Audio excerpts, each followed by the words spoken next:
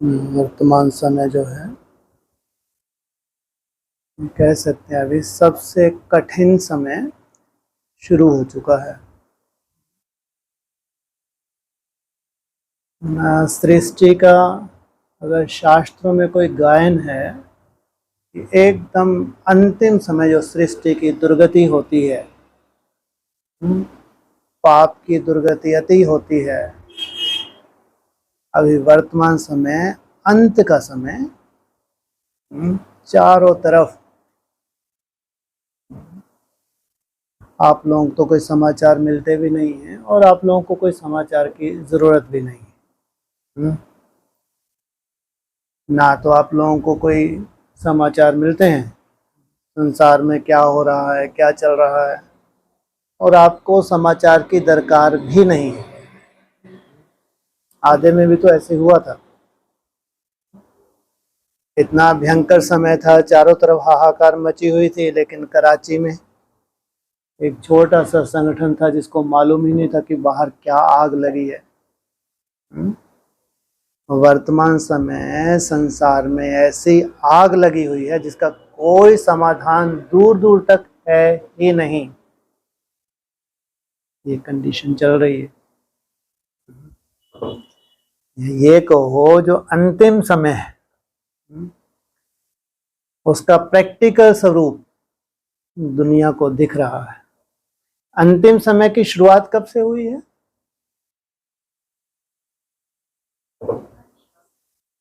हाँ, है जी, 2018 से। क्या सबूत है? 18 में आया और समझ बोला नहीं कुछ मालूम तो। हाँ? कोई मुरली गाने का कोई प्रूफ भी तो हो। हाँ, अव्यक्त वाणी का सबसे बड़ा सबूत है 31 दिसंबर 2017। एक भाई ने पूछा कि बाबा ये जो वर्ष आ रहा है 2018, इसको कौन सा टाइटल दें? इस वर्ष को कौन सा वर्ष बताएं? तो अव्यक्त वाणी में होता है ये है अंतिम वर्ष। अव्यक्त वाणी जो पूरे विश्व में ब्राह्मणों की पढ़ाई होती है, सब ब्राह्मणों के इंडिकेशन मिलते हैं, समय के इंडिकेशन मिलते हैं, तुमको कैसे कैसे अभी समय में प्रवेश करने जा रहे हो, कैसी कैसी तुम्हारी वर्तमान समय अवस्था बनने जा रही हैं। वो अव्यक्त वाणी लंबा समय जो हमको अव्यक्त बनाने के लिए जो पढ़ाई गई, वो पढ़ाई भी पूरी हो गई 2017 लास्ट में। वो 18 को कौन सा वर्ष बता दिया? अंतिम वर्ष। तो ये विनाश की शुरुआत अगर कहेंगे, भगवान ने जो इशारा दिया अपने बच्चों को, तो 2018 से लेके 2036 तक ये महाभारत के वही 18 दिन हैं जिनका गायन है। कितने दिन चली थी महाभारत? 18 दिन। एक एक वर्ष ये महाभारत गहरी होती जाती है। एक एक वर्ष 18, फिर 19, 20, इतना भयंकर विनाश लीला दिख रही है और दिन प्रतिदिन दिखेगी। अंतिम समय ये तो दुनिया को भी दिख रहा है, लेकिन बाबा ने कहा तुम ब्राह्मणों का अपना ही संसार है, इसलिए तुमको तो उस संसार से कोई लेना देना ही नहीं है। वहाँ क्या आती हो रही है, कहाँ बम फूट रहे हैं, कहाँ क्या चल रहा है, वो संसार समाचार से तो भगवान अपने बच्चों को दूर ही रखता है। उन समाचार में जाते हैं बच्चे? नहीं जाते हैं, और लेना देना भी नहीं। लेकिन ये हम जानते हैं कि वो जो समाचार हैं वो दिख रहे हैं, लेकिन ब्राह्मणों की दुनिया में अंडरग्राउंड जो बहुत भयंकर रूप अभी बन चुका है, बनना नहीं है, बन चुका है ब्राह्मणों की दुनिया में। और ये अति होती जाएगी, अति होती जाएगी। 2018 में तो ब्रह्मा बाबा ने हाथ खड़े कर दिए कि बस अब पढ़ाई समाप्त। लेकिन बाप जो साकार है, एडवांस पार्टी को जो इशारे मिलते थे, तो उसमें कौन सी तारीख दी थी? अभी गुंजाइश है, आखिरी तारीख कौन सी बता दी थी?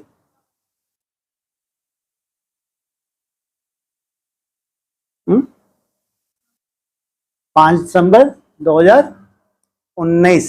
हाँ, बार बार ये जिक्र किया कि अगर ज्यादा से ज्यादा अगर तुमको दिख रहा है कोई गुंजाइश है तो बस 5 दिसंबर 2019, उसके बाद कोई गुंजाइश नहीं। सोचो कहाँ 2018 ब्रह्मा बाबा इशारा दे रहे हैं अंतिम वर्ष, और साकार में 1 साल के बाद बाप साकार इशारा दे रहा है, त्रिकालदर्शी 5 दिसंबर 2019, कोई गुंजाइश नहीं उसके बाद। और कोरोना लगभग बताते हैं नवंबर 30 नवंबर के आसपास बताते हैं कोरोना का जो शुरुआत हुई है। कहाँ 5 दिसंबर और कहाँ कोरोना की शुरुआत।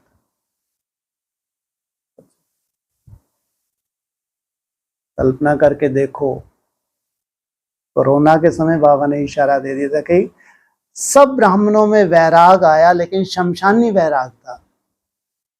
पूरे विश्व में जितने भी ब्रह्मा कुमार कुमारी हैं, एडवांस वाले हैं, सबके अंदर वैराग आया, लेकिन शमशानी वैराग था। समय बीत गया, 19 20 निकल गया, 21 निकल गया, 22 के बाद शमशानी वैराग, फिर वही अपने राग शुरू हो गए, अपने अपने वही अपनी अपनी दृष्टि वृत्ति, वही अपने अपने जो भी रागों में पहले फंसे थे, फिर धीरे धीरे वही ढर्रा उनका सबका वो शुरू हो गया, कहेंगे शमशानी वैराग। लेकिन जो भगवान के बच्चे हैं, जिनके लिए चाहे 18 का इशारा हो, चाहे 2019 का इशारा हो, उनके लिए तो इशारों की भाषा होती। वो जानते हैं कि समय अभी बहुत कम है, परिस्थिति बहुत भयंकर हैं, छोटी मोटी नहीं, छोटी मोटी नहीं। ये परिस्थितियां पैदा कहाँ से होनी है? हाँ जी, हाँ, ये परिवार में परिस्थितियां पैदा होनी, ब्राह्मणों परिवार में कैसे हैं? हैं जी, सूक्ष्म में क्या? मन बुद्धि में। अरे पूरे परिस्थितियां जो इतनी भयंकर बनने जा रही हैं संसार में, इनकी पैदाइश कहाँ से है? हाँ, वो बोलते हैं हमारी दादियां हमारी दीदियां कर्मातीत होके गई हैं। तो फिर विनाश क्यों नहीं दिखा? मुरली के महावाक्य तो स्टिक उतरते ही नहीं। अगर वो कर्मातीत होकर गई हैं तो विनाश क्यों नहीं दिखा? अभी अंतिम समय है। सबसे बड़ा जो कारण बनने जा रहा है वो है तामसी अवस्था उन चंद ग्रहों की जो बहुत तामसिकता में जा रहे हैं। वो चंद ग्रह, एक तो जड़ ग्रह हैं, दूसरे चैतन्य ग्रह कहाँ हैं? ब्राह्मणों की दुनिया में, अव्यक्तवान ने बोला है। वो है धरती के जड़ ग्रह, तुम हो चैतन्य ग्रह, चैतन्य स्टार्स, बोला नहीं बोला?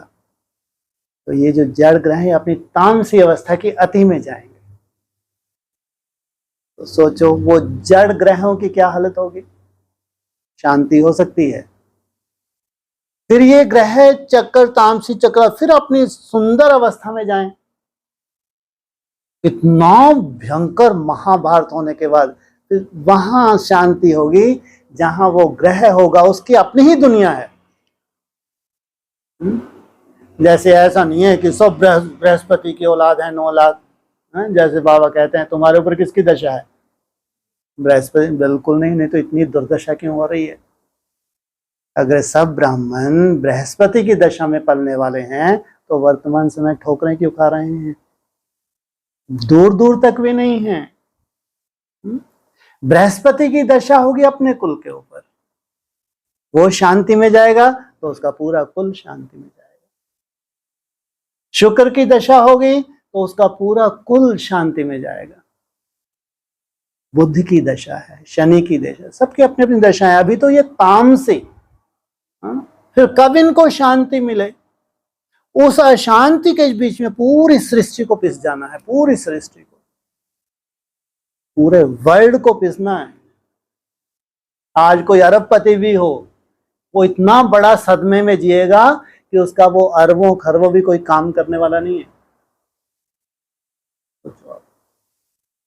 ज्यादा से ज्यादा यही तो लगता है संसार में जिनका बहुत धन है, बहुत अरब खरबपति हैं, ये तो जैसे स्वर्ग में ही है। कहाँ भगवान का स्थापन किया हुआ स्वर्ग, कहाँ ये स्वर्ग? तो स्वर्ग है कहाँ? क्या भगवान जो स्वर्ग स्थापन करने आए हैं या कर रहे हैं, अगर दुनिया में भी ऐसा कहीं स्वर्ग है, अगर धन से कोई ऐसा स्वर्ग बन सकता है तो भगवान आने से फायदा ही क्या? तो अगर नरक है तो पूरी दुनिया ही नरक बन गई है। अभी बहुत भयंकर समय है, ध्यान रखना। और ऐसे भयंकर समय में, इतना डेंजर समय है, इसमें जो 3 सबसे भयंकर परिस्थिति बनने वाली हैं, सबसे भयंकर व्यक्तिगत, उससे सेफ्टी चाहिए। सब ब्राह्मणों को सेफ्टी किससे चाहिए? हैं जी? स्वयं के लिए बोल रहे हैं, हैं जी? हाँ, ये सबसे लास्ट गए, पहले ही बोल दिया है।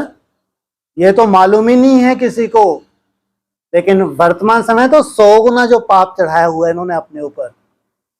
ब्राह्मण बनने के बाद जो अवज्ञाएं की हैं, वो कर्म भोग का रूप बहुत भयंकर सामने आने जा रहा है। वो आ चुका है। कहलाते हैं ब्रह्मा कुमार कुमारियां, सफेद ड्रेस पहनी हुई है, वैराग नहीं है। तो 9 लाख आत्माएं हैं। जब वो ब्रह्मा कुमार कुमारी कहलाते हैं, जब धारणाओं के ऊपर चलने लगते हैं तो वो एकदम उनका संसार अलग दिखता है। पूरे मित्र संबंधी रिश्तेदार सब देखते हैं ये हमारे घर में कैसी आत्मा पैदा हो गई। पवित्रता की धारणा, खान पान की धारणा, किसी के हाथ का नहीं खाते, अपने हाथ से बना के खाते हैं। एक अलग ही व्यक्तित्व होता है। पूरे मित्र संबंधी रिश्तेदारों को नाज होता है, क्या देखो ये कैसा वैरागी हमारे घर में पैदा हुआ है। तो ये 9 लाख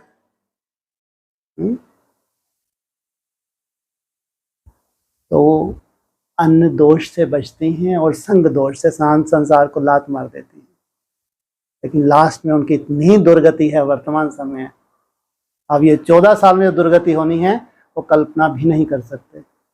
संसार में श्रेष्ठ से श्रेष्ठ आत्माएं हैं ये, सबसे श्रेष्ठ। अगर संसार को कैटेगरी में बांटो, कल्पना करके देखो, जो सत्युग की आदि में आए भगवान की निगाह में वो कितने श्रेष्ठ होंगे, जिनसे सृष्टि की शुरुआत हो। 9 लाख से सृष्टि की शुरुआत होती है, लेकिन ये 9 लाख अभी जो पिसेंगी 14 साल, ये कल्पना भी नहीं कर सकते। ये अन्न दोष और संग दोष से बची तो थी, लेकिन इनको थोड़ी मालूम था कि वास्तव में इतनी गहरी परिभाषा है अन्न दोष संग दोष की। इनको नहीं मालूम था। इन्होंने सोचा कि हमने लहसुन प्याज छोड़ दिया, बाहर का खाना छोड़ दिया, किसी के हाथ का नहीं, हम अपने हाथ का खाते हैं। संग दोष, अज्ञानियों का संग छोड़ दिया, ज्यादातर अपने मित्र संबंधियों का भी संग छोड़ दिया, ब्राह्मण बन गए। और उनको तो नाज था, दुनिया वालों ने उन्हें सर्टिफिकेट भी दिया, साधारण नहीं। लेकिन फिर ब्राह्मणों की दुनिया में इनको नहीं मालूम था कि अन्न दोष और संग दोष तो यहां भी है। जिस ब्राह्मण संसार में हम रह रहे हैं यहाँ, क्यों, ये तो एक पढ़ाई है। ये पढ़ाई इतनी सूक्ष्म है, अगर इतनी सूक्ष्म ना होती तो कहाँ 9 लाख, कहाँ 16,000, कहाँ 108 और कहाँ 8। 8 के लिए कितनी सूक्ष्म होगी यही पढ़ाई। फिर 108, 16,000, वो कहा 9 लाख। अभी जो सजाओं का टाइम शुरू हो रहा है तो जरूर ये कहेंगे कि पढ़ाई को अपनी सूक्ष्मता से ले ही नहीं पाए। जब तक आपने पढ़ाई नहीं ढंग से पढ़ी है, सूक्ष्मता से नहीं ली है, तो आप अपनी सेफ्टी कहां से करेंगे। और उनको तो जरूरत भी नहीं थी, जास्ती सूक्ष्मता में जाने की उनका जरूरत भी नहीं थी। अगर 9 लाख में ही आने वाले हैं तो एक्स्ट्राऑर्डिनरी हैं। 700-800 करोड़ आत्माओं में वे एक्स्ट्राऑर्डिनरी हैं, साधारण नहीं है। पापा भी बोलते हैं कुछ तो खसूसियत होगी, जिनसे सृष्टि की शुरुआत हो रही है, इनमें कुछ तो खसूसियत होगी 9 लाख में आ जाना। कहते हैं धरती के चैतन्य सितारे हैं, बड़ी बात है। 9 लाख में तो आते तो प्रजा क्वालिटी के हैं, कई कैटेगरी की प्रजा है, तो कितने कमजोर होंगे। या जब ब्राह्मण बनते हैं तो बहुत, उसके बाद जब धीरे धीरे धीरे धीरे अन्न दोष संग दोष में आते हैं तो एकदम ऐसे लुढ़क जाते हैं, तो बात मत पूछो। तो वर्तमान जो समय है बहुत कठिन परीक्षाओं से गुजर रहे हैं, और गुजरना है हर एक ब्राह्मण को। इसलिए कर्म भोग की जो स्थिति है वर्तमान समय ब्राह्मणों की दुनिया में भयंकर पसार रही, भयंकर पसार। फिर बाबा ने बोला है अव्यक्त वाणी में, इविल संस्कार, इविल संस्कार का बहुत बड़ा रूप, मानो वो तामसी संस्कारों का, जो दबे हुए संस्कारों का रूप है, उनका बहुत भयंकर रूप ब्राह्मणों की दुनिया में वेरी विस्फोटक रूप धारण करने जा रहा है, और कर चुका है। अब ये खबर नहीं है ब्राह्मणों को। आज बहुत अच्छे दिख रहे हैं, एकदम रिस्ट पोज, बहुत एक्सरसाइज करते हैं, शरीर के ऊपर भी बहुत अटेंशन देते हैं, लेकिन आत्मा के ऊपर कोई अटेंशन नहीं है। बहुत ध्यान देते हैं, खाना पाना अच्छा खाना है, बहुत बढ़िया खाना है, शरीर का ध्यान रखना है, पूरा देह अभिमान से लपालप, और बहुत ध्यान देते हैं, लेकिन आत्मिक स्मृति का कोई अटेंशन नहीं। जो सोल घुसेगी, जिस बीमारी की वजह से उसका सोल ने शरीर छोड़ा, अकाल मृत्यु हुई है, वो बीमारी अचानक आने वाली है उस शरीर में, जिस शरीर में प्रवेश कर, अचानक डॉक्टर परेशान हो जाएंगे, पैसे खर्च कर करके परेशान हो जाएंगे, लेकिन उसका कोई समाधान नहीं है जब तक उस सोल का हिसाब किताब है चुकता पूरा ना हो। बहुत डेंजरस रूप जो सामने खड़ा है, इस प्रत्यक्ष रूप में जो सोल दिखती हैं प्रवेश होके, वो तो है ही, वो तो है ही, लेकिन जो दिखती नहीं है, जिनका ये सूक्ष्म रूप है प्रवेशता, केवल कर्म भोग के रूप में आना है, वो कर्म भोग सालों साल चलना है। ये समय वर्तमान आ चुका है। सोचो कहाँ इतना भयंकर तामसी समय और कहाँ ये गोल्डन समय, बहुत अजीब है। एकदम भयंकर तामसी समय, दुनिया की तो बात छोड़ो, ब्राह्मणों की दुनिया में इतना भयंकर संकल्पों के तूफान चल रहे हैं, तूफान संकल्पों के चल रहे हैं। कोई ना कोई ऐसी स्थिति परिस्थिति हैं, बन रही हैं, बन चुकी हैं, और नहीं बनी है तो बहुत जल्दी बनने जा रही हैं। ऐसे समय पे कोई कल्पना करे मन को रोकने की। ब्राह्मणों की बात कर रहा हूं, दुनिया की बात नहीं कर रहा मैं। ऐसे ब्राह्मणों की दुनिया में जब इतना भयंकर माया का रूप बनने जा रहा है, उस वक्त कोई कल्पना करे मन के मौन की। नहीं, अजीब बात है भाई। और भगवान के तो महावाक्य हैं, घोर नरक में तुमको स्वर्ग की सौगात देता हूं। भगवान के महावाक्य हैं। घोर नरक में ये नहीं है कि तुमको कोई ऐसे गिफ्ट दे दी भगवान ने। अगर तुमको कोई गिफ्ट दे दी तो पूरे ब्राह्मणों में क्या बुराई थी। अगर आप किसी व्यक्ति विशेष को गिफ्ट दे सकते हो तो ये 9 लाख ब्राह्मणों में क्या बुराई थी? सबको गिफ्ट देनी चाहिए। इसलिए भगवान भी हाथ खड़े कर लेते हैं, नहीं, मैं कोई कृपा आशीर्वाद करने नहीं आया, तुम अपने ऊपर कृपा करो। क्या करो? भगवान नहीं, तुम अपने ऊपर कृपा करो, अपने ऊपर आशीर्वाद करो। वर्तमान समय जो ब्राह्मण बहुत अच्छी स्टेज में जा रहे हैं या जाने वाले हैं, सीधी सीधी परिभाषा है, त्याग त्याग त्याग। उनका त्याग बढ़ता जाएगा, उनकी तपस्या बढ़ती जाएगी। बाकी जो लुढ़कने वाले हैं या स्थिर रहेंगे, कोई खास विशेष प्रोग्रेस नहीं कर पाएंगे, लेकिन चलते रहेंगे, लेकिन विशेष प्रोग्रेस होने वाली नहीं है। त्याग की ही कमी कहलाएगी। ध्यान रखना, एक थर्मामीटर ले लेना।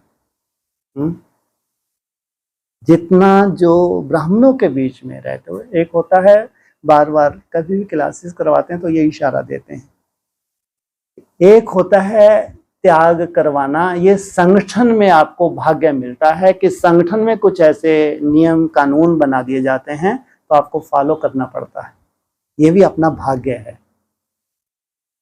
त्याग से सदा ही भाग्य बनता है, लेकिन संगठन में रहते हुए भी एक खुशी से करना, एक मजदूरी से बनना। सभी खुशी से नहीं करते हैं, ये हमेशा ध्यान रखना। संगठन में जब कोई कानून बन जाते हैं, सब खुशी से नहीं करते हैं, नहीं तो नंबरवार क्यों हो। लेकिन भाग्य है, उनसे भाग्य जो बाहर है वो कर ही नहीं सकते जब तक वो संगठन में नहीं आएंगे। सोचो आप, बाहर रह के नहीं हो सकता। अभी इतना भयंकर रूप आने वाला है माया का, हो ही नहीं सकता। चैलेंज। आप कहेंगे तो भी तो बाहर रह के कर रहे हैं। ये ध्यान रखना है, कैटेगरीज हैं। 8 की अपना कैटेगरी है, उनका अपना कंपटीशन है। 108 की अपना कैटेगरी है, उनका अपना कंपटीशन। 16,000 की कैटेगरी, उनका अपना कंपटीशन। इसलिए अगर बाहर कोई कर रहा है तो उसके मुकाबले में जो अंदर समर्पित होकर कर रहा है वो उसको क्रॉस नहीं कर सकता, क्योंकि बाहर परिस्थितियां हैं भयंकर। लेकिन उन परिस्थितियों में रहते हुए कर रहा है, साधारण बात नहीं है। लेकिन संगठन में जहां आपको ये गिफ्ट मिल जाती है कि आपको करना ही पड़ता है, अब करना ही पड़ रहा है तो दिल से करना। अच्छा, ये आपके 4 चांद लगाता है आपकी याद की यात्रा। खुशी खुशी से करते हैं, दिल से करते हैं, तो जो तेरा मुख्य लक्ष्य है, आपका सबसे बड़ा जो आपका लक्ष्य है, लक्ष्य छोटा नहीं है, आपका लक्ष्य बहुत बड़ा है। आपने तो कभी सोचा भी नहीं, जबरदस्ती आके आप एंटर हो गए, जबरदस्ती आके एडमिशन ले लिया आपने। आपने कभी विचार किया आप लोगों का लक्ष्य क्या है? सबका ये लक्ष्य हो नहीं सकता, और सबको वो सिद्धि मिल ही नहीं सकती, उल्टा भी लटक जाए। ऐसी जगह आपने एडमिशन लिया है, क्या लक्ष्य है? कोई लक्ष्य नहीं है, जबरदस्ती बैठे हैं, हैं?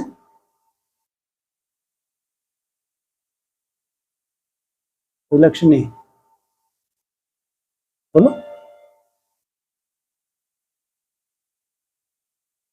हाँ जी, है जी, क्या बोला? देवी देवता। ये कौन सा 9 लाख भी देवी देवता बन जाएंगे? देवी देवता बन तो बाहर ही रहो ना, ब्रह्मा कुमारी आश्रम चले जाओ, सफेद कपड़े मिल जाएंगे, खाने पीने लाल गुलाल हो जाना, दिख जाना चेहरे में, अंदर से दुर्गति। ये क्या बड़ी बात है देवी देवता बनना? ब्रह्मा कुमारी आश्रम चले जाओ, बढ़िया खाना पीना डट के मस्त, कोई कमी नहीं, चेहरा तुम्हारा लाल, अंदर से कालापन। देवी देवता बनना क्या बड़ी बात? 33 करोड़ देवी देवताओं की जय।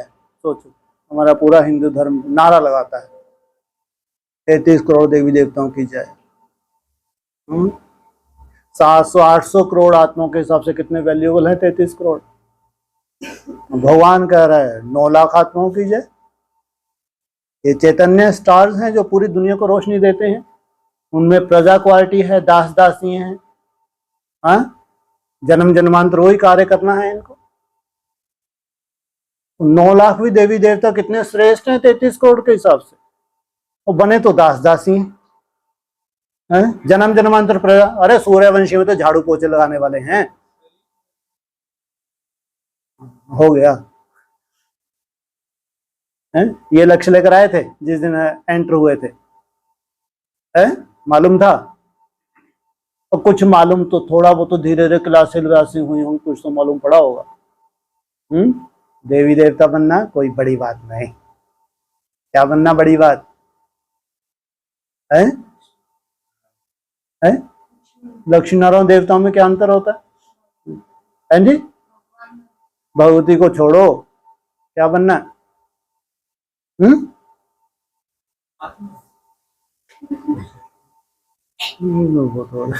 एक से ज्ञानी बैठे हैं। अरे बाप समान कोई बहुत बड़ा है, बाप समान बनना बैठे नहीं बनने, बाप समान बनने के लिए नहीं बैठे। कहाँ देवी देवता 16 कला संपूर्ण, और कहाँ बाप समान कलातीत। कभी इसके ऊपर एकांत में बैठ के आप लोगों ने विचार किया है कि हम जो एकाग्रता की बात करते हैं, मन को भटकने से दूर एकाग्र करने की बात करते हैं, तो जो मेन आगे चल के तुम्हारा लक्ष्य बनने वाला है, जिसके बिना कुछ भी संभव नहीं है, कुछ भी संभव नहीं है, और अभी तक तुम्हारी बुद्धि खाने में, पीने में, वो देखने में, सुनने में, परचिंतन में, इधर उधर के बाचा में आने का, इतना मोटे रूप का भी अगर तुम्हारा संस्कार है, सोचो कितनी दूर है तुम्हारे से लक्ष्य। अधिकांश ऐसा नहीं है, लेकिन अगर इक्का दुक्का भी है तो सोचो, इनके ऊपर तो तरस आता है। ये तो जैसे कि वो मार मार क्या बना रहे हैं इनको, जबकि समय कितना कम है, और तुम ये सोच रहे हो कि साइलेंस में इतना भयंकर सुख है जिसकी कोई कल्पना नहीं कर सकता। अतीन्द्रिय सुख की बात आती है ना, अतीन्द्रिय सुख पूछना हो तो गोपी बल्लभ की गोपियों से पूछो। इंद्रियों के पार क्या है? क्या है इंद्रियों के पार? आत्मा है। उस आत्मा में कैसा सुख होगा, उस साइलेंस में टिकने में कैसा सुख होगा, इसकी तो कोई कल्पना भी नहीं कर सके। और ये तुम लक्ष्य लेके बैठे हो। वो त्याग में हर बार आफत। लक्ष्य इतना बड़ा, तो जबकि आप लोग जानते हो यहाँ ये जितने भी बैठे हैं, यहाँ की रूपरेखा एकदम अलग, पूरे ब्राह्मणों से अलग। उठने से लेके सोने तक, खान पान की शुरू से ही, रहन सहन की पूरी रूपरेखा, चाहे ब्रह्मा कुमार कौन हो चाहे एडवांस पार्टी हो, इनसे एकदम अलग रूपरेखा तुमको जन्म से ही मिली है। मैं जब से तुम यहाँ आए हो, जब से तुम समर्पित हुए हो, और वो रूपरेखा को तुमने दिल से स्वीकार किया है, तब आज यहाँ तक पहुंचे हो। तब यहाँ तक पहुंचे हो, और तुम्हारा लक्ष्य इतना बड़ा है जो शायद तुमको उस वक्त नहीं मालूम था, लेकिन अब धीरे धीरे मालूम पड़ रहा है कि हमको तो साइलेंस की पराकाष्ठा, इंद्रियों से पार जाना है। चाहे 11 इंद्रियां हो, चाहे कर्म, इनसे बहुत दूर चले जाना है हमको। फिर अभी भी अगर तुम्हारी बुद्धि कहीं ना कहीं फंसी है, तुम अपने लक्ष्य से बहुत दूर हो। त्याग तो तुमको इसलिए से बीच में कराया क्योंकि इसके बिना संभव ही नहीं है। बिना त्याग के संभव ही नहीं है। जो तुम्हारा लक्ष्य है वो बहुत बड़ा लक्ष्य है, हो नहीं सकता। इसलिए बीच बीच में तुमको त्याग करा रहे हैं, तुम्हारा एक संस्कार बन जाए, और बन भी रहा है, ऐसा नहीं कि नहीं है, बन भी रहा है। लेकिन जितना तुम्हारा त्याग बढ़ता जा रहा है, उसको भी खुशी खुशी से करना और मजबूरी से करना बहुत अंतर हो जाता है। उतना ही अंतर है तुम्हारे वो अतीन्द्रिय सुख में प्रवेश करने में, उतना ही अंतर है। जितना तुम मजबूरी से कर रहे हो, अतीन्द्रिय सुख में तुम्हारा मजबूरी से ही मिलना है तुमको। जितना खुशी खुशी से करते हो, उतना ही जैसे तुम अतीन्द्रिय सुख के करीब जाते हो। जब हम इंद्रियों के सुख से दूर जाते हैं तो हमारी मन बुद्धि धीरे धीरे क्या होने लगती है, उसकी भटकना कम होती है। अगर आप वैसे का वैसे ही ब्राह्मण तो बन गए, मैं कह रहा हूं ब्राह्मण तो बन गए, लेकिन तो भी इतने राग हैं, इतने राग हैं, उनसे छूटना कोई मासी का कर नहीं। विपरीत राग वैराग, उतना ही धीरे धीरे तुम्हारा मन में स्थिरता आती है, भटकना कम होती है। जितनी जिसके मन में भटकना कम होने लगी उतनी धीरे धीरे उसके मन में स्थिरता आती है, स्वतः स्वाभाविक। जब तक तुम्हारे मन में भटकना है, एकाग्रता कोई मासी का घर नहीं।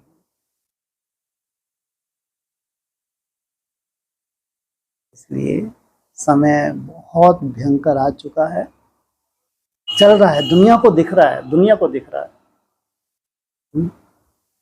और त्याग से तुम्हारी शुरुआत हुई है, और अब तो तुम इतना सुंदर एक कह दो कि जो तुमको मिलना चाहिए, ऐसे समय में प्रवेश करने जा रहे हो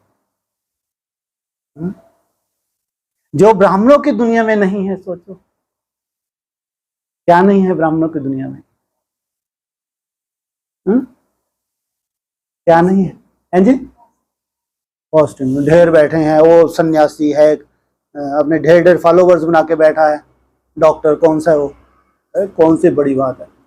अरे ऐसे लाखों हैं दुनिया में भी कर रहे हैं, कोई बहुत बड़ा तोप नहीं बन गए तुम फास्टिंग करके, लाखों हैं घर बैठे दुनिया कर रही है। कोरोना के बाद तो और ही समझ आ गई उनको, कोरोना के बाद तो लाखों कर रहे हैं, तुम कर रहे हो कोई बहुत बड़ी तोप नहीं।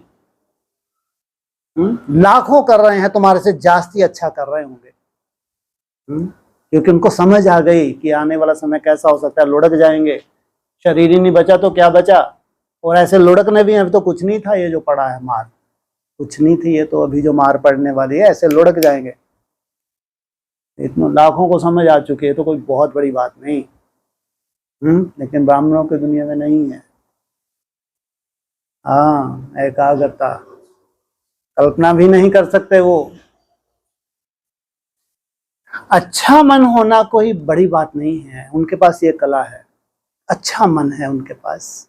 अच्छे मन में क्या होता है? हाँ, शुभ संकल्प होते हैं, अच्छे संकल्प होते हैं, अपने लिए भी अच्छा सोचते हैं, दूसरों के लिए भी अच्छा सोचते हैं, परचिंतन से दूर रहते हैं, भगवान का बहुत अच्छा अच्छा चिंतन करते हैं, एक अच्छा अपना वायुमंडल बना के रखते हैं, दूसरों को भी अच्छा वायुमंडल देते हैं। अच्छा सोचना, ऐसे ब्राह्मण हैं। लेकिन एकदम मन बुद्धि को स्टॉप कर देना, अच्छे बुरे से भी पार, शुभ अशुभ से भी पार, निराकारी स्टेज, निसंकल्प अवस्था में चले जाना, ये नहीं है, ये नहीं, ये है बाप समान बनना। लाखों ब्रह्मा कुमार कुमारियां हैं जो अच्छे शिव संकल्प वाले जी रहे हैं, संस्कारों में है उनके, इसलिए तो देवता कहलाते हैं। देवताएं कभी किसी के लिए बुरा नहीं सोचते, कोई कितना बुरा भी करे उसके लिए भी शुभ भावना रखते हैं देवताएं। ये देवताई संस्कार हैं वर्तमान समय। लेकिन मन बुद्धि स्टॉप हो जाए, एकाग्र हो जाए, निसंकल्प हो जाए, ये नहीं है। और तुम कहते हो हम एक नई रिसर्च करने जा रहे हैं, हम लोग संगठित रूप में यह अभ्यास करने जा रहे हैं मन बुद्धि की एकाग्रता का। झूठ बोलते हो या सही बोलते हो? हैं? सही बोलते हैं। तुम्हारे अंदर लगन है, ध्यान रखना। कितना हो रहा है, नहीं हो पा रहा, ये बात अलग, लेकिन तुम्हारे अंदर लगन है, तुम इंतजार में हो कब हमारे मन बुद्धि स्टॉप होने लगे। बहुत तीव्रता से तुमको तड़पन है। हमारा अधिकांश, अगर मैं कहूं ना 90% ये सब उनसे ऊपर उठ चुके हैं, बहुत से आकर्षणों से ऊपर उठ चुके हैं। 90% एक ही सबसे बड़ी आकर्षण है इनके अंदर कि बस अब मन बुद्धि को एकाग्र करना है, उसका सुख देखना है। जो दुनिया में ब्राह्मणों के लिए असंभव है वो संभव करना है। इसके लिए आज तड़पन है। अगर किसी में ये तड़पन हो और वो लगातार अभ्यास करे, क्या भगवान आंखें मीच के बैठा है? वो सबसे सुंदर अव्यक्त वाणी का पॉइंट, सबसे सच्ची सेवा कौन सी है? अव्यक्त वाणी का पॉइंट है जी। हाँ, मनसा सेवा नहीं, अपनी एकाग्र बुद्धि से अनेक भटकी हुई आत्माओं की बुद्धि को एकाग्र करना अव्यक्त वाणी का पॉइंट है। ये है सच्ची सेवा। तो क्या दुनिया की बुद्धियों को एकाग्र करेंगे क्या जाके? ये 9 लाख ब्राह्मणों को, इनको जाके एकाग्र करेंगे, प्रयोग करेंगे? तो जरूर कोई ऐसा संगठन होगा, वो संगठित रूप में उनके ये लगन होगी, सालों से वो मेहनत कर रहे होंगे, मन बुद्धि को स्टॉप करना है, निसंकल्प होना है। अव्यक्त वाणी का ये पॉइंट आ गया। सबसे बड़ी सेवा है अपनी एकाग्र बुद्धि के द्वारा अनेक भटकी हुई बुद्धियों को एकाग्र करना, सच्ची सेवा है। तो ये प्रयोग कुछ आत्माओं के ऊपर हो सकता है या बहुत जास्ती आत्माओं के ऊपर हो सकता है, ऊपर हो सकता है। अव्यक्त वाणी का पॉइंट है और होना ये नहीं हो सकता। हाँ, 1 से 2, 2 से 4, 4 से 8, फिर ये प्रयोग बहुत तेजी से काम करता है। हमारी स्वयं की भी मेहनत है, ऐसा नहीं कि हमारी स्वयं की मेहनत नहीं है, लेकिन उस मेहनत में संगठन का फिर बल आ जाता है, संगठन का भी सहयोग होता है। कल्पना करो, एक तरफ संसार में क्या दशाएं होने जा रही हैं, किस दिशा में ब्राह्मण जा रहे हैं, और तुम्हारी दिशा जिसकी कोई कल्पना नहीं कर सकता, वो तुम कल्पना कर रहे हो आज। और कल्पना ही नहीं कर रहे हो, उस कल्पना के लिए तुम मेहनत भी कर रहे हो। अभी भाई लोगों को जैसे 1 हफ्ते की भट्टी का चांस मिलता है, हमेशा ध्यान रखना, भट्टी में पढ़ने से भट्टी की सफलता नहीं होती, भट्टी की पहले तैयारी करने से भट्टी की सफलता होती है। कई बार हम अलवेले ही रहते हैं कि हमारे 7 रोज आएंगे, उसमें चलो बहुत अच्छा एक वायुमंडल होगा और उस 7 रोज में हम बहुत अच्छा इस बार भी अनुभव करेंगे, ऐसा बिल्कुल नहीं। आप लोग उससे पहले जो उसकी प्लानिंग करते हैं, तैयारी करते हैं, जो भी आपकी कमी कमजोरी है उसको पहले से ही अगर तो आप बहुत अच्छा अटेंशन देते हैं तो भट्टी में एक्स्ट्रा ऑर्डिनरी अनुभव करेंगे। इसे इतना और समझदार बनो। अभी कल से जो है नवरात्रि शुरू हो रही है ना। भाइयों को तो अभी भट्टी मिली हुई थी, लेकिन अभी आप लोग, ये तो शक्तियों के दिन है, 9 दिन, कल से विशेष जो 9 रोज हैं नवदुर्गा, इसमें आप लोग विशेष अटेंशन अपने चार्ट का वैसे तो देते ही हैं, लेकिन इसमें और पर्सनल विशेष अटेंशन देंगे कल से नवदुर्गा। जो आपको तो यही नहीं मालूम होता हो ना ये वंडरफुल परिवार है, इनको यही नहीं मालूम कब दीपावली होती है, कब दशहरा होता है, कब जन्माष्टमी होती है नवदुर्गा इनको ही नहीं मालूम, तो इसलिए बताना पड़ता है। हम समाचार किस लिए रखते हैं अपने पास? अब मेरा परिवार जिनको कोई लेना देना इनको बताओ तो भैया इसलिए कल से जो नवदुर्गा का खास 9 रोज है ना, ये आप लोग विशेष अपने चार्ट बना ही रहे हैं, लेकिन जब ऐसा कोई खास समय होता है तो अपन और अटेंशन देते हैं, अपने अलवेलेपन के ऊपर और अटेंशन देते हैं और अलर्ट हो जाते हैं। होता है अलवेलापन ही है, साधारण रूप में तो हमारा एक संस्कार बना हुआ ही है, उठने से लेकर सोने तक हम लोग चार्ट मेंटेन करते हैं, खाते पीते हब करते सब कुछ करते हुए नोट करते, तो संस्कार में ही है, कोई बड़ी बात नहीं। लेकिन जब ऐसा खास अपने को एक चैलेंज जैसा हो जाता है, विशेष अटेंशन देना, तो अपन और विशेष अटेंशन देते हैं, कहते हैं अलवेलापन को जैसे कि अपन दूर करते हैं। तो इसलिए कल से तो खास जो ये 9 रोज हैं आप लोग विशेष रूप से अब बस ये ध्यान रखें कि समय जो है ब्राह्मणों की दुनिया में बहुत भयंकर आ चुका है, बहुत विकराल आ चुका है। अगर आप लोगों के जो भी त्याग आपको यहाँ करना पड़ रहा है उसके इतना सुंदर आपका भविष्य बन रहा है, ये अगर आप चिंतन करें तो आपको वो त्याग नहीं लगेगा। ये कहते हैं संगठन में ना चाहते फिर हो जाता है, और वो जरूरी है जो आने वाला भविष्य है 2-3 साल में अंदर जो आने वाला है। अरे ऐसी ऐसी बीमारियां होंगी तो मजबूरी, तुम लोग तो हंस के कर रहे हो, उनको मजबूरी से करना, वो कोई भाग्य नहीं कहलाएगा उनका, ध्यान रखना। सब ब्राह्मणों को करना है लेकिन मजबूरी से करेंगे वो लोग। आज नोट कर लो, जो तुम कर रहे हो वो सबको करना है लेकिन सब मजबूरी से करेंगे, उनका कोई भाग्य नहीं बनता है। अब बीमारी तुमको ऐसी लग गई है, डॉक्टर ने बता दी, तुमको करना पड़ रहा है, ये काहे का भाग्य है ये? अरे तुम अपनी बीमारी से समाधान चाहते हो भाई, तब तुम कर रहे हो। लेकिन हमको कोई बीमारी नहीं है, हम इसलिए कर रहे हैं कि हमको आत्मिक स्मृति में टिकना है। हमको इसलिए करना है कि हमको इस शरीर को ऐसा सुंदर बनाना है कि हमको तो चैलेंज है, सब ब्राह्मणों को चैलेंज देना है कि इस शरीर को यहाँ रिजोनेट किया जा सकता है।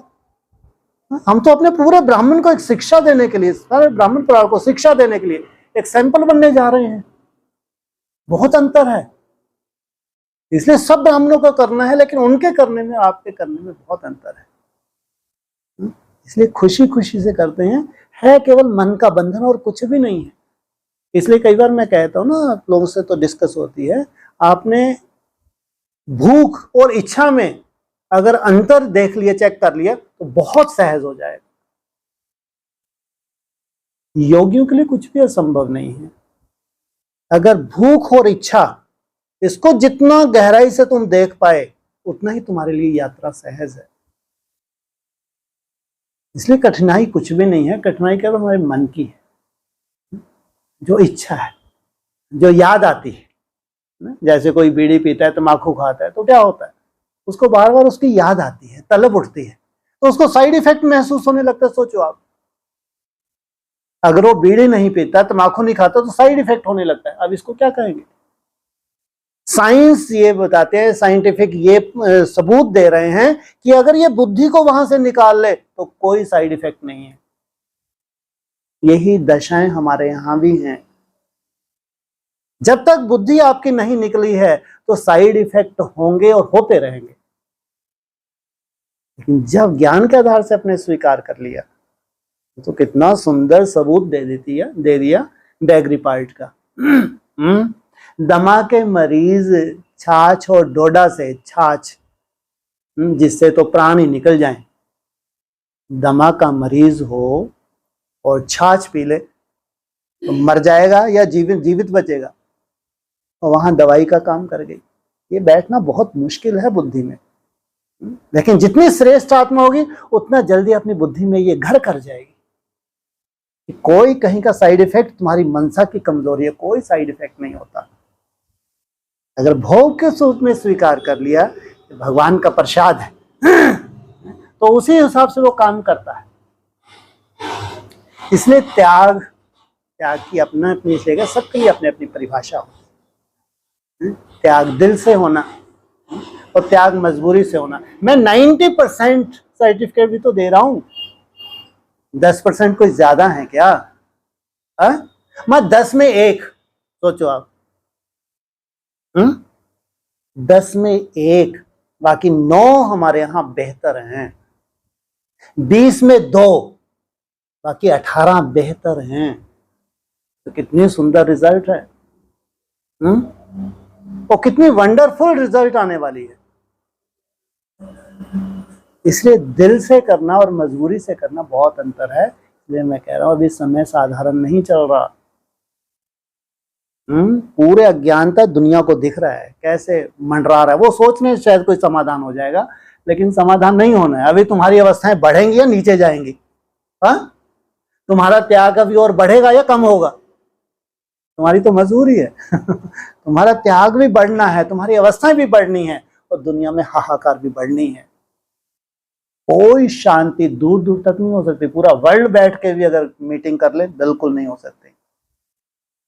महावाक्य झूठे हो जाएंगे भगवान के।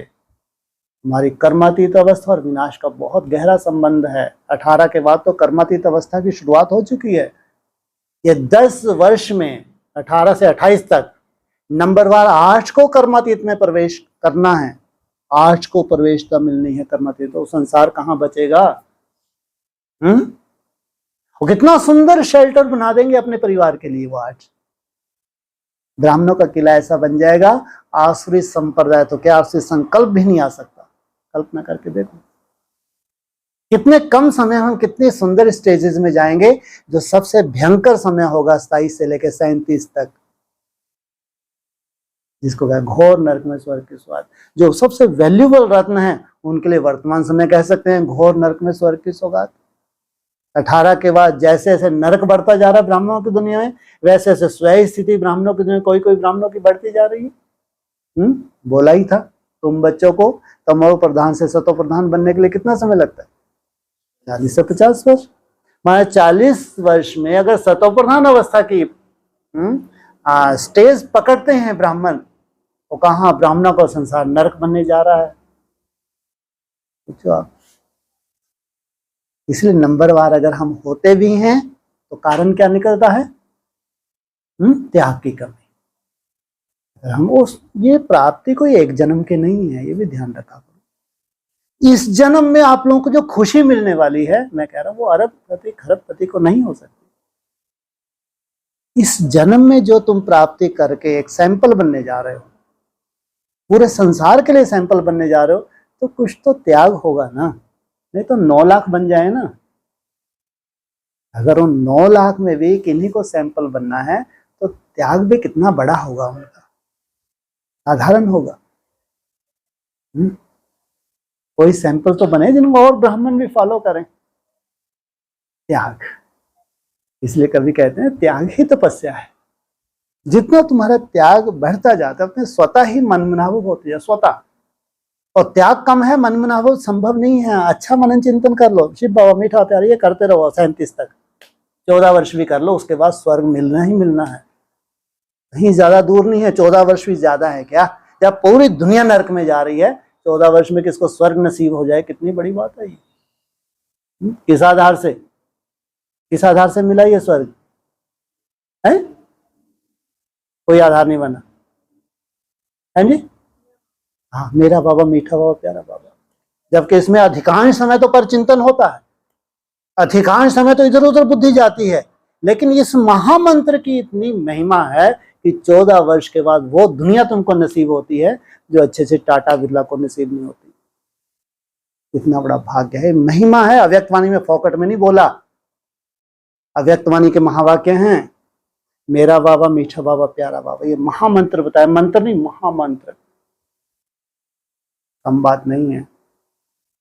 लेकिन जिनको ये आदत पड़ रही हो, आदत डाल रहे हो कि मन बुद्धि को एकाग्र करना ही है, उतना ही अपने को दुखों से दूर ले जा रहे हैं।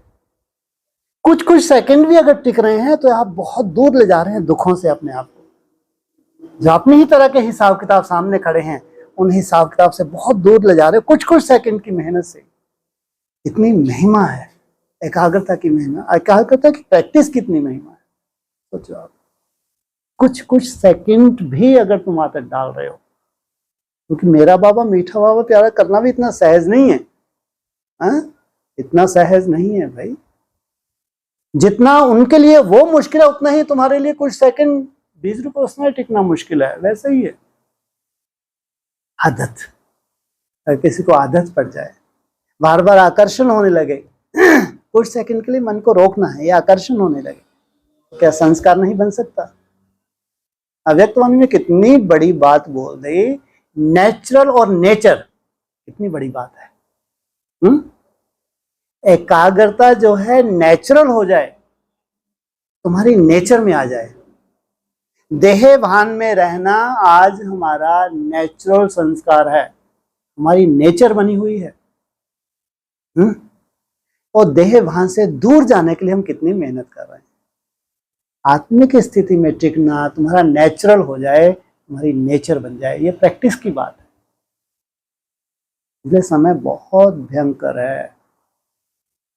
और फिर भी कम से कम हम ब्राह्मण ये जानते हैं अच्छे से कि हम भूख मर सकते हैं कभी, है? कभी मरोगे? उम्मीद है भूखे मरोगे कभी? है? मर सकते हो? और ही तुम जिस दुनिया में जा रहे हो वहां तो कौन सी दुनिया है, क्या मिलता है वहां? है? है? और फल भी ऐसा नहीं, इक्का दुक्का, जितने खा सको। जिस दुनिया में तुम जा रहे हो धीरे धीरे कहां प्रवेश कर जाओगे। अब तुम थोड़ा सा ये लार वार तो छोड़ दो बस, है? अब पका हुआ कि अपनी आकर्षण होती है, ऐसा नहीं कि नहीं होती। ये तो उनसे पूछो जो बेचारे दिक्कत जा रही है। पका हुआ, केवल पके हुई बात कर रहा हूँ, रोटी चावल की बात नहीं कर रहा मैं। पकी हुई चाहे सब्जी ही क्यों ना हो, उसकी इतनी आकर्षण है। जब तुम ये खाओगे ना, ये केवल फल ही फल, तो देखना अगर एक बार भी हफ्ते में सब्जी मिल जाए, ऐसे जन्नत मिल गई। पका हुआ। फिर जब तुम जूस पे जाओगे ना, फिर अगर तुमको केवल फल चबाने को मिल जाए, जन्नत मिल गई। ये हमारा जो संस्कार बना है, ये जन्म जन्म संस्कार, इससे छूटना। लेकिन हमको भगवान बैठे छुड़ाने के लिए। उसको तुम्हारे को इतनी सुंदर फिटनेस जो देनी है, ब्राह्मणों के लिए चैलेंज जो कर रखा है। और तुम लोग भी आजकल बोल रहे हो रिसर्च सेंटर है, आ जाओ जरा। कहाँ बैठे हो? कहाँ बैठे हो? Research centre. अब जब साइंटिस्ट लोग होते हैं ना, जब ये रिसर्च करते हैं, तो किसी साइंटिस्ट का अनुभव सुन के देखना। बेचारे जैसे दुनिया को भूले होते हैं, दुनिया की उनको सुध बुद्धि नहीं होती, लेकिन जो लक्ष्य होता है उस लक्ष्य में ऐसे डूब जाते हैं, खाने पीने की सुध नहीं रहती उनको। ऐसा उनके अनुभव किसी का सुनना।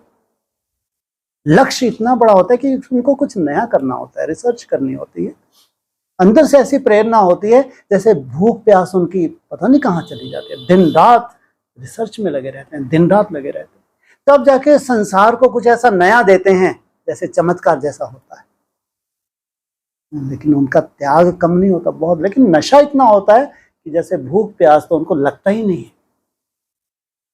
तुम भी रिसर्च करने जा रहे हो, तुम ब्राह्मणों की दुनिया में कुछ नया देने जा रहे हो, ब्राह्मणों को नया देने जा रहे हो। इतना आसान तो नहीं है, लेकिन इतना मुश्किल भी नहीं है कि इसके पीछे जो तुमको मिलता है ना, जो एकाग्रता का सुख है। एकाग्रता में जो भी चमत्कार तो अलग बात है, एकाग्रता के जो चमत्कार होंगे, जो पूरा संसार देखे, उनको तो छोड़ो। लेकिन वर्तमान समय जब तुम्हारी मन बुद्धि एकाग्र होती है, उसमें जो तुमको अंदर से खुशी मिलती है, जो तुम जानते हो ये संसार में नहीं है, जो तुम्हारे पास आने लगा, ये जो तुमको खुशी देते हैं, जो ये वर्तमान समय जो तुमको प्राप्ति होती है, ये साधारण बात नहीं है। ये एकाग्र मन बुद्धि जो शुरू होती है तुम्हारी, वो भी तुम्हारा बहुत सुंदर एक त्याग, लंबा समय करने के बाद वो त्याग का फल होता है। इसलिए अब समय जो है वो 18 से ही भयंकर समय है। ये जो 18 से 36, ये तो वही 18 वर्ष हैं तो महाभारत के 18 वर्ष, 18 दिन थे।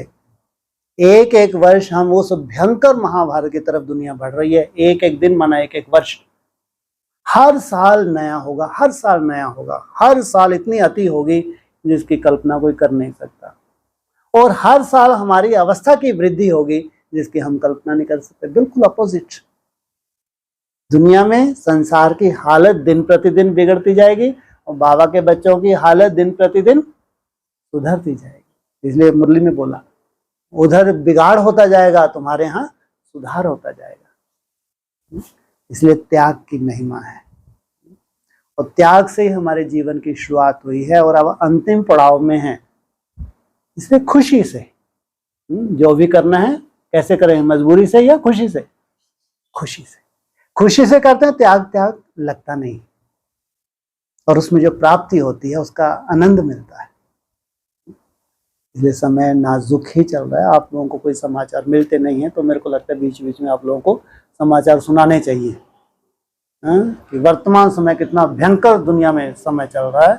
और दुनिया के हिसाब से, ब्राह्मणों की दुनिया की हम कल्पना कर सकते हैं ब्राह्मणों की दुनिया में कैसा समय चल रहा होगा। और जिन आत्माओं की कर्मातीत अवस्था होने जा रही है, वो कितनी सुंदर घंटों एकाग्रता का आनंद लेने जा रही हैं। ये भी तो है, घंटों, मिनट नहीं, 1 सेकंड की, 1 मिनट की बात नहीं कि 60 सेकंड। हाँ, ऐसा नहीं कि 24 घंटे कोई बैठ के ऐसे मन बुद्धि एकाग्र करेंगे, नहीं। वो तो जब नहाएंगे, खाना खाएंगे, घूमेंगे, चल ही नहीं रहा, कोई संकल्प ही नहीं चल रहा। हट से क्या ऐसा हो सकता है क्या? हट से कभी नहीं हो सकता। इसलिए बोला नेचुरल, नेचुरल और नेचर, जिनका स्वभाव में ये आ जाए। याद आया स्टॉप, अचानक स्टॉप, बैठे हैं, आनंद ले रहे हैं। ये होता है नेचुरल, तुम्हारी आदत पड़ जाए। और कहाँ ये अवस्थाएं जिन ब्राह्मणों की बनने जा रही हैं, कहाँ मन में शिव संकल्प तो हो सकते हैं, लेकिन मन को रोका नहीं जा सकता। मुरली में का पॉइंट ही आ गया ये। मन है तो मन तो चलेगा ही। ब्रह्मा बाबू ने अपना अनुभव लिखा, मन अमन नहीं हो सकता। लेकिन अव्यक्तवाणी तुरंत चलनी शुरू हो गई। अव्यक्तवाणी क्या बोला, पूरे दिन में 1 सेकंड भी तुमको बाबा की याद ना भूले, मन के मौन से नहीं रंगत। पूरी अव्यक्तवाणी एकाग्रता के ऊपर से भरी पड़ी है। जरूर कोई बच्चे तो हैं जो वर्तमान समय एकाग्रता की पराकाष्ठा में जा रहे हैं। इसलिए आप लोग तो भाग्यशाली ही हैं। आप लोगों का लक्ष्य ही साधारण नहीं है, बड़ा लक्ष्य है, और उस लक्ष्य के लिए तुम लोग मेहनत भी कर रहे हो। स्थापना तो ऐसी सुंदर होनी है, ऐसे सुंदर सैंपल तैयार होने हैं, अपने को खुशी होगी कि हाँ हमारा भाग्य। इसलिए समय बहुत नाजुक है, साधारण नहीं है, बहुत डेंजरस है, और दिन प्रतिदिन डेंजरस होता जाएगा। आप लोगों की अवस्था भी दिन प्रतिदिन बहुत अच्छी बनेगी। इसलिए चिंता नहीं करनी है एकाग्रता को देख के। एकाग्रता की प्रैक्टिस, उसकी प्रैक्टिस, उसको नहीं छोड़ेंगे ना हो, लेकिन बार बार अभ्यास। कब आपकी लॉटरी लग जाए आपको लगेगा चमत्कार, चमत्कार नहीं होता है। लेकिन लंबे समय का जो आपने थोड़ा थोड़ा थोड़ा थोड़ा बूंद बूंद अभ्यास भी किया ना, वो घट भर जाता है। घट भर गया तो अचानक आपको जंप मिल जाता है। कल वो ये नवरात्रि तो मेरे को लगा तो हम बेहद के व्रत रखेंगे। बेहद का व्रत कौन सा है? हाँ, मन में कम व्यर्थ चले, है ना। किसी भी विधि से, मेरा बाबा मीठा बाबा प्यारा, मुरली सुने, दृष्टि देखें, कोई भी विधि अपनाएं, लेकिन कम से कम संकल्प को कैसे करके रोकने की कोशिश करें। अच्छे संकल्प करें, है ना, अच्छे संकल्प करें। तो हमारे यहाँ की बेहद की फास्टिंग है, तो जहाँ हमारी हद में माँ कर रही है, तो बेहद में उसके बच्चे 9 रोज। तो मैं क्या, आप लोगों को तो वही तो, आप लोगों को मालूम ही नहीं कब नवरात्रि आती कब चली जाती है। इसलिए 9 रोज आप लोग विशेष अटेंशन देना, ठीक है। कल से ही, खासकर 23 तारीख, 23 तारीख से फिर 21 रोज की भट्टी वैसी आप लोगों को मिल जाएगी। हो गई दीपावली सच्ची सच्ची अपने यहाँ तो चुटकियों में समय निकल जाता है, नहीं कब आता है कब निकल जाता है, कब नई नई प्लानिंग मिल जाती है, हो गया काम। ऐसे ही करते करते करते तो हर बाप तुमको सर पे बिठा के ले जाता है। ठीक, ओम शांति।